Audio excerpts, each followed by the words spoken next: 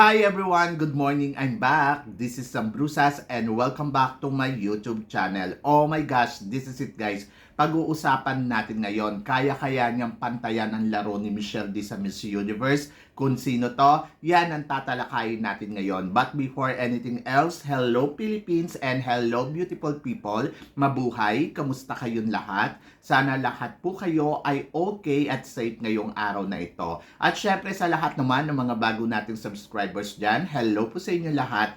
Maraming salamat guys sa pag-subscribe ninyo syempre dito sa channel ko. At syempre sa lahat naman ng makamamasam dyan na laging sumusuporta dito. Araw-araw, lagi-lagi, maraming salamat guys sa inyo lahat. Syempre, usapang Miss Universe Philippines tayo ngayon. So, ato nga, kahapon nga, sumabog nga sa social media na nag-confirm na nga daw etong si Atisa Manalo lumaban sa Miss Universe Philippines. Actually guys, sa sobrang tagal na natin hinihintay din talaga itong si Atisa Manalo na mag-join ito sa Miss Universe Philippines. Sa hindi nakakaalam, si Atisa Manalo ay sumali dati sa Binibining Pilipinas at naging Binibining Pilipinas International noong 2018. Kasabayan niya si Catriona Gray. And then, nung sa Miss International ay nag-first runner-up naman siya at ang nanalo naman ay si Venezuela. So, para sa akin, itong si Atisa Manalo talagang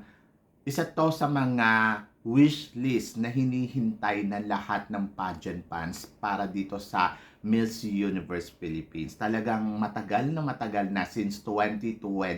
Ilang taon na rin tayo naghintay kay Atisa Manalo at finally nga nag-confirm na yesterday si Atisa Manalo lumaban sa Miss Universe Philippines. Pero kasi ang tanong ng lahat, Atisa Manalo, kaya-kayang pantayan ang nagawa ni Michelle D dito sa Miss Universe? Atisa Manalo, transformational leader ba? Atisa Manalo, kaya bang tumungtong sa semifinals ng Miss Universe?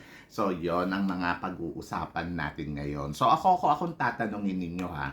Hindi questionable sa Atisa Manalo kung kaya ba neto makipagsabayan sa mga magiging kandidata ngayong 2024 sa Miss Universe kung sakasakali siyang mananalo.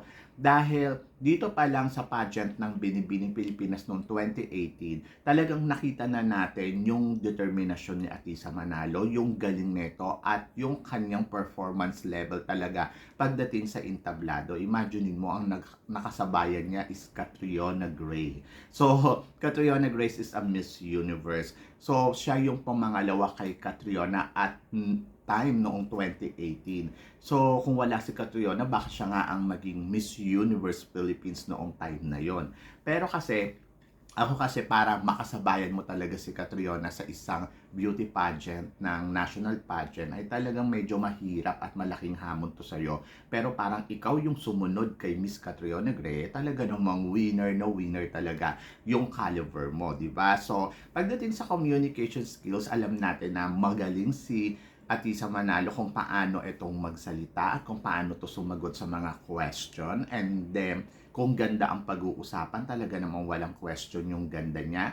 And then, performance at body talaga namang may ibubuga. Hindi nga lang ganun ka yung katawan ni Atisa Manalo. Medyo payat kasi si Atisa Manalo. Pero, pagdating naman sa pasarela at kung paano to mag-perform, ay talaga namang nakita natin yung sa Miss International. Kahit ako noon napapa-question ako. Sabi ko, ito ba si Atisa Manalo? Kaya kasi at that time, di ba, parang sinasabi na kailangan makuha niya yung corona because of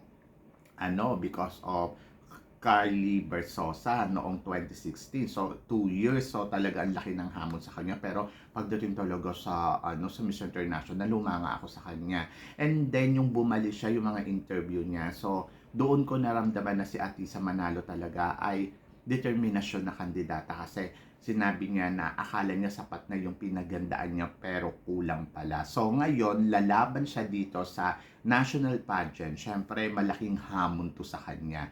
For sure, ito si Atisa Manalo, maghahanda to ng bonggang-bongga. Hindi to sasalang kung hindi siya handa. Hindi to sasalang kung hindi siya ready. So parang feeling ko ready siya makipaglaro sa entablado ng Miss Universe Philippines. Alam niya kung ano ang meron ng Miss Universe Philippines ngayon. I think kaya niyang sumabay sa lahat ng kandidata at kaya niya ipanalo. So, medyo talagang susugal lang siya kasi depende ito sa makakalaban niya, depende sa sitwasyon, depende sa kung sino ba yung mga magiging officially candidates. Pero malaki yung chance niya na masungkit ang corona ng Miss Universe Philippines. Kumbaga parang kung tsansa ang pag-uusapan ay talaga namang sobrang laki. Parang feeling ko kaya niya 80% sa ngayon ha. Pero kasi syempre hindi pa natin alam kung sino ba talaga yung magiging official candidates ng Miss Universe Philippines kasi dito nga sa Pampanga, grabe din ang gaganda ng mga kandidata. Nandiyan si Cyril Payumo. So, may nababalitaan pa tayo na sasali daw si Samantha Bernardo. May nababalitaan tayo na sasali si Kathleen Payton. May nababalitaan tayo na kung sino-sino pang mga knowing candidates from national pageant noon na sasali nga dito sa Miss Universe Philippines.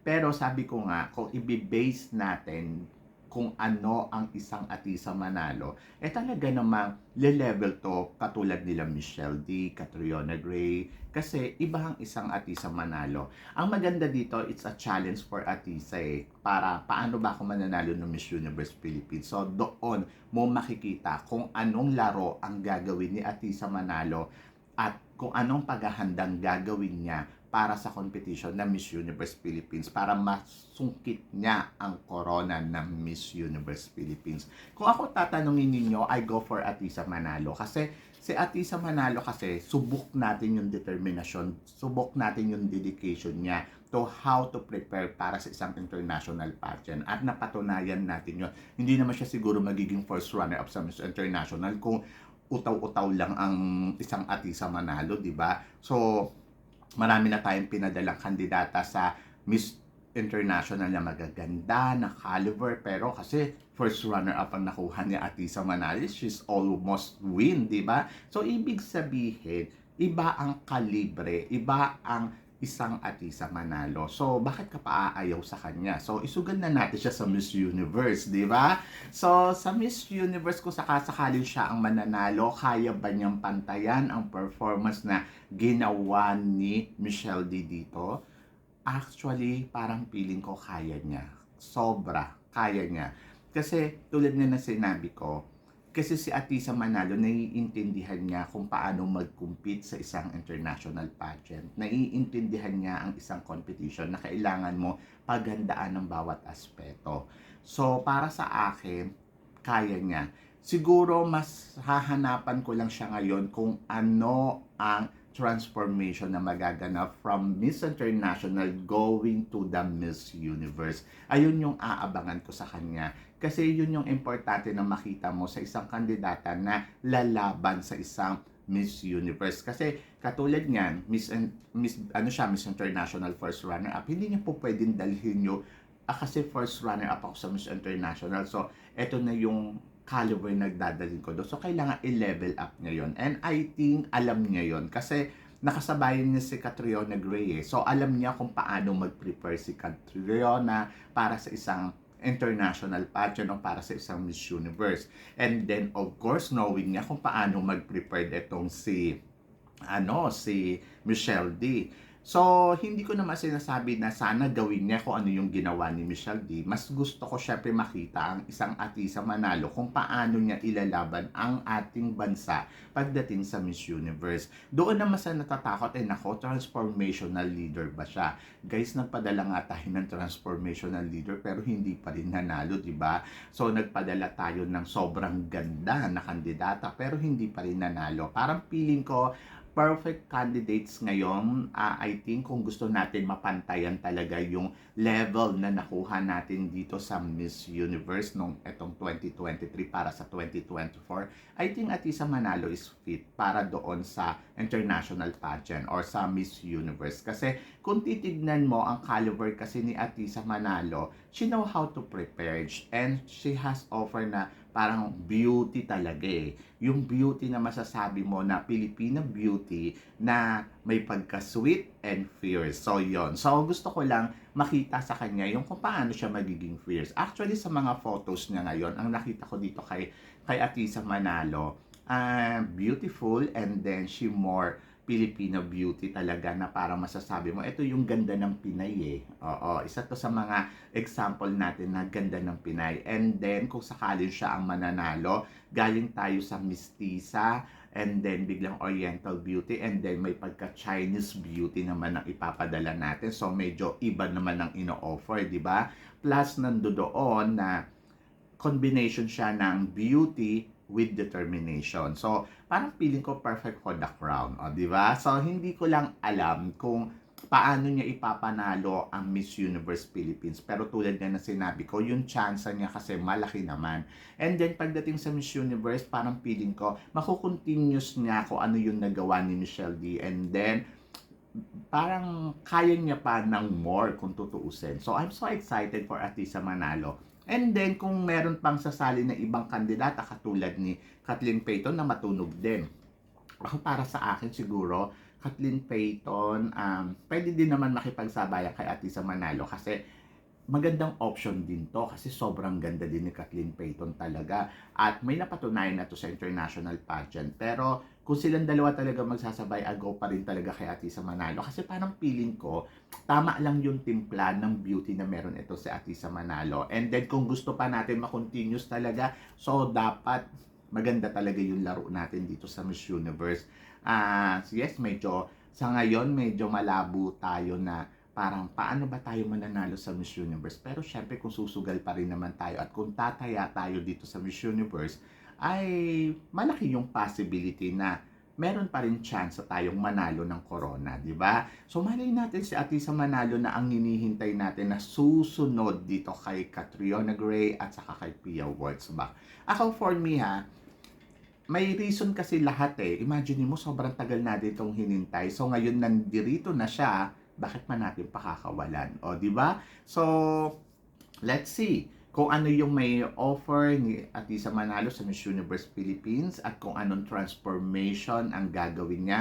I wish lang na sana si Atisa Manalo ay mag-transformation talaga siya ng todo-todo dito pa lang sa Miss Universe Philippines kasi para, alam mo yon, para madali niyang maipanalo ang corona. So, dapat ma-feel niya na para na siyang lumalaban ng Miss Universe. Lalo na ngayon, ang higpit. Kasi, di ba, by regional talaga yung labanan. So, medyo parang feeling ko salang-sala talaga ang kandidata. But, tulad nga na sinabi ko, I trust Atisa Manalo. And tingnan natin kung ano yung laro niya. Basta, for now, I'm so excited for her. And then, parang feeling ko kaya naman niya. Kaya niyang pantayan ko ano ang naging laro ni Michelle D sa Miss Universe Philippines noong lumalaban siya and kung ano ang ginawa ni Michelle D sa Miss Universe. I think fit doon si Atisa Manalo. For me, ewan ko lang sa inyo. So, yon. So, syempre exciting yung laban na to. Abangan pa natin kung sino nga ba ang makakatapat ni Atisa Manalo ng matinding kandidata dito sa Miss Universe Philippines. Ako, para sa akin, Diyos ko, talagang maloloka ako ng bonggang-bongga. Abangan natin to. So, yun. So, kayo guys, ano guys ang masasabi ninyo na ngayon ay nag-confirm na si Atisa Manalo na lumaban dito sa Miss Universe Philippines? Tingin ba ninyo kung sakasakaling si Atisa Manalo ay maging isang Miss Universe, kaya na kayang pantayan kung ano ang nagawa ni Michelle D? So please comment below para at least malaman ko naman kung ano naman ang chika mo dito sa mga pinag-uusapan natin ngayon. So yun guys, maraming salamat syempre sa inyong lahat sa walang sawang suporta na binibigay ninyo syempre dito sa channel ko. At sa mga hindi pa po nakaka-subscribe dyan, please don't forget to click like and subscribe my channel and i-click nyo na rin po ang notification bell para lagi kayong updated syempre sa aking mga chika. Sabi ng ganon, always keep smiling and always think positive. Walang imposible guys. Sa itaas, magtiwala lang tayo sa kanya. Kaya guys, hanggang dito na lang. Hanggang sa muli nating chikahan. See you tomorrow. Thank you guys. Thank you.